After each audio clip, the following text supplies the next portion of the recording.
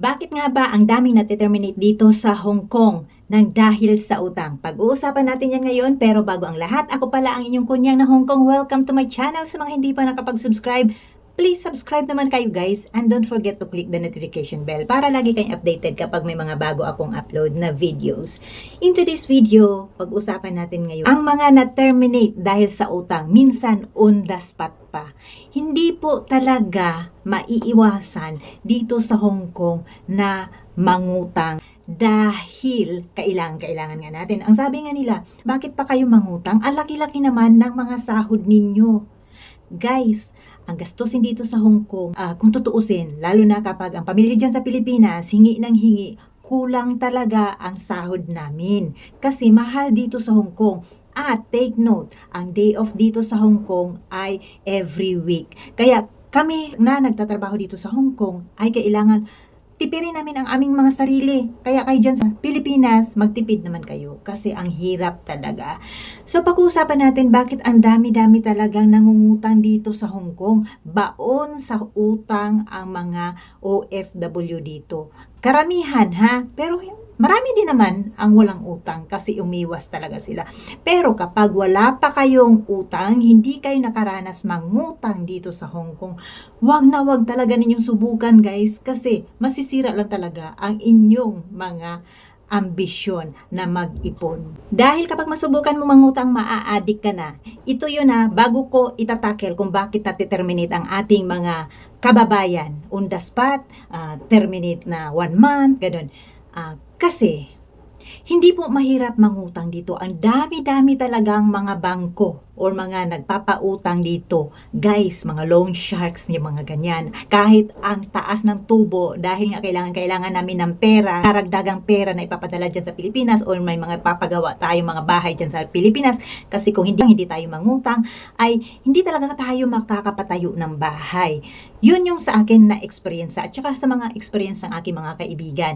Nangutang sila dahil pampatayo ng bahay nila. Ayun guys, hindi po masama yan. Basta kapag mangutang kayo, kailangan nagagamit ninyo sa tama. Hindi po mahirap mangutang dito sa Hong Kong. Lalo na ang hinihingi lang ay ang iyong kontrata at saka ang visa at ang offer nila sa first timer. Meron sa ibang bangko ha, pag first timer ka, pwede nilang i-offer sa inyo yung 14,000 Hong Kong dollars, magkano yun? Ang laki nun. Meron ding ibang bangko na kapag first timer ka, first time kang nangutang sa kanila, 6,000 Hong Kong dollars, babayaran mo yun sa 4 months. Alam ko yun dahil nangutang din ako doon. O di ba? Certified pala utang ang inyong kunyang. Kasi nga kailangan ko. Meron din kahit wala ka pang 1 month, ayun, pwede kang mangutang sa kanila na 20,000 Hong Kong dollars, babayaran mo yun sa loob ng 6 na buwan. Ganon guys. Kaya kapag mangutang kayo, kailangan prepare kayo. Kailangan ninyong maghanda ng pambayad talaga. Marunong kayong magbayad para hindi kayo ma-terminate ni amo. At ang requirements nga, kagaya ng sinabi ko, yun lang. Kaya mabilis lang tayo makautang dahil kapag meron kang ngayon nga, kontrata, visa, ma-approve ang iyong loan kapag ang visa mo ay mahigit 1 year pa. Ganun guys. Mabilis lang talaga. Tatanungin ka lang nila ng ganun, saan mo gagamitin yung loan mo, hihingian kanila ng 2 reference or di kaya yung nag-refer sa'yo, at saka yung contact number sa Pilipinas, yung mga ganun guys. Yun lang yung mga requirements nila, wala nang ibang anik-anik pa.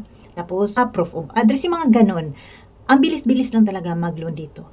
Ang problema, loan now, iyak later. Dahil kapag hindi kayo marunong magbayad, talagang ang iyong employer ay papadalhan ng sulat. Tayo yun, nakapangalan sa atin. Natural, hindi natin makukuha mismo ang sulat dahil nandoon yan sa kanilang box.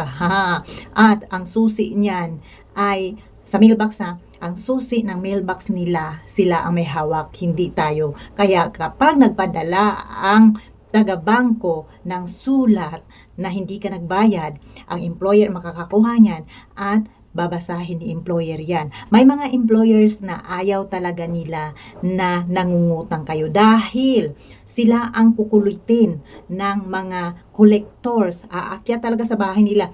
Ayaw na ayaw ng mga employers sa kanyan. at ibibigay mo yung kanilang personal details, yung address, yung mga ganun kasi nandoon yan sa kontrata, nandoon yung address, kaya alam na alam nila at saan tayo papadalahan ng sulat.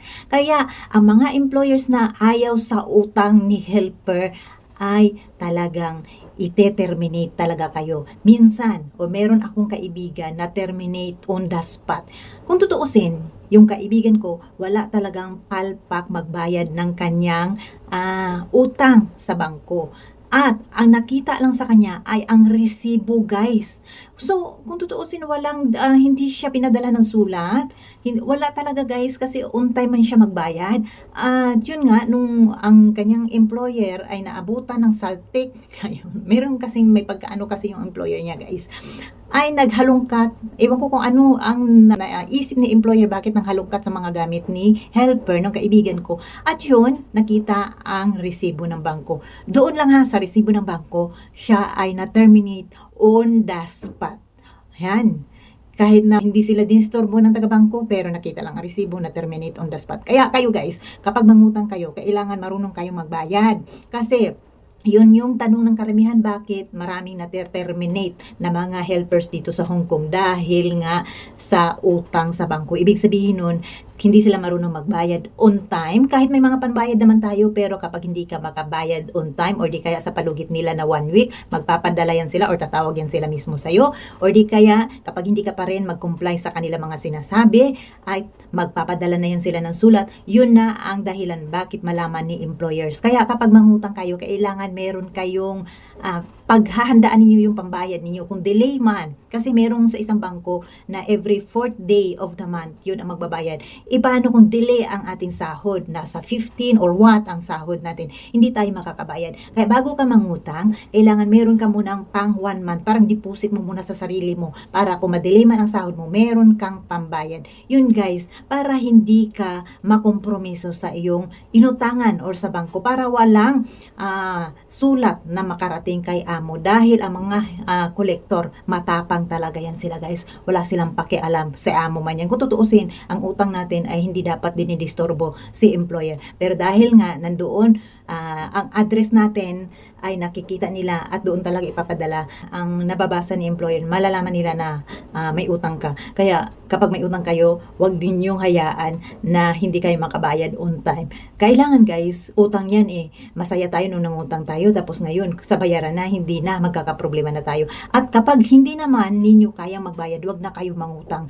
At yun nga, kapag hindi pa kayo nakaranas mangutang, wag na talaga ninyong susubukan, dahil maa-addict lang talaga kayo. Sana, guys, may napulot kayong aral sa mga at sagot sa mga tanong ninyo kung bakit maraming lubog sa utang dito sa Hong Kong. Kasi lalo na kapag ang mga bangko dito na walang CCSL, yung hindi nila natitrace na may utang ka sa ibang bangko, ang sarap mangutang, guys, dahil 2 months pa lang na nakabayad ka, tatawag na yung mga taga-bangko, o pwede ka na mangutang, marami ka pang tira sa visa mo, talagang uubusin nila yung visa mo, guys, tapos o-offeran ka nila ng malaking halaga. Sino ba naman ang hindi ma-tempt sa utang na yan dahil bibigyan kanila ng malaking halaga, o di ba? Pero bayaran mo yan, ang laki-laki ng tubo nila.